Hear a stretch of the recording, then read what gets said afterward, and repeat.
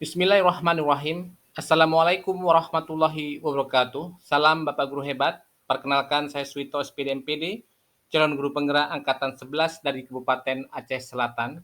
Baiklah, saya akan memaparkan kesimpulan dan refleksi pemikiran Ki Hajar Dewantara, koneksi antar materi, kesimpulan dan refleksi modul 1.1.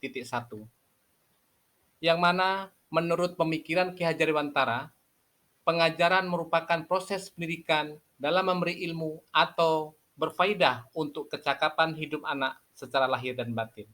Sedangkan pendidikan atau feeding memberi tuntunan terhadap segala kekuatan kodrat yang dimiliki anak agar mampu mencapai keselamatan dan kebahagiaan yang setinggi-tingginya sebagai manusia dan anggota masyarakat. Pendidikan mampu untuk menciptakan ruang untuk bertumbuh bagi murid dan memuliakan dirinya dan orang lain, serta menjadikan murid yang mandiri.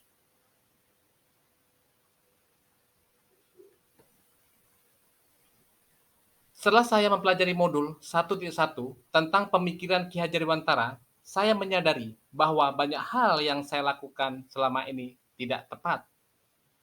Pertama, tidak mempedulikan apakah murid betul-betul paham, karena selama ini saya mengejar target kurikulum. Yang kedua, sering mengeluh ketika murid tidak tuntas setelah melakukan evaluasi. Seharusnya saya melakukan pembelajaran secara menyeluruh, bukan hanya aspek kognitif, tetapi juga afektif, psikomotor, spiritual, sosial, dan budaya. Murid sebagai subjek pembelajaran, bukan sebagai objek, agar murid dapat mengemukakan pendapat, kebebasan berekspresi, dan berkreasi sesuai metode pembelajaran yang bervariatif. Guru seharusnya menjadi fasilitator dalam proses pembelajaran.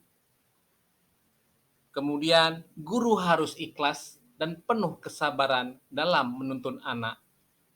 Saya sebagai guru harus mempelajari terlebih dahulu karakteristik murid karena unik dan beraneka ragam. Kemudian berikan kesempatan murid untuk tumbuh sesuai kodratnya.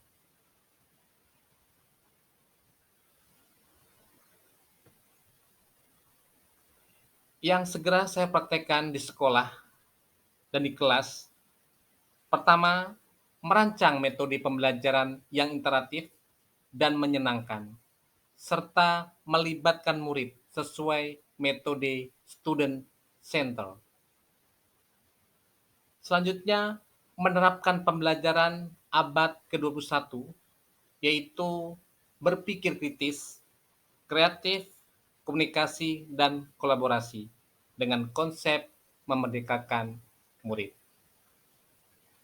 Pembelajaran tidak lagi menuntut, tetapi menuntun supaya menggali potensi-potensi yang ada pada diri murid tersebut.